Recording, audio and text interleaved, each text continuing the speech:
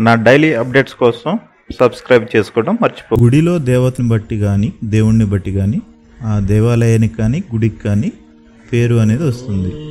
కానీ ఇక్కడ నాగదేవత విగ్రహం ఉన్నప్పటికీ ఆ గుడికి రాళ్ల గుడి అనే పేరు ప్రసిద్ధి చెందినది.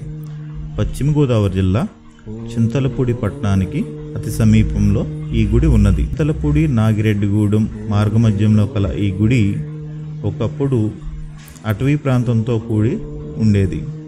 ఇటు నుంచి నడిచి వెళ్ళే పాదచారులు అక్కడ ఒక నాగుపాముని, పెద్ద నాగుపాముని చూసి భయపడుతూ ఉండేవాళ్ళు. కొన్ని రోజుల తర్వాత ఆ నాగుపాము అదృశ్యమైపోయింది.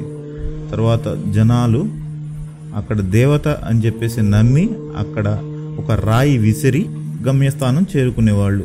వారు వెళ్ళే పని సక్రమంగా అవుతుందని భావించిన పాదచారులు, అటు నుంచి ప్రయాణించే ప్రయాణికులు కంపల్సరీ అక్కడ ఆగి ఒక రాయి వేసి దండం పెట్టుకుని వెళ్ళేవాళ్ళు.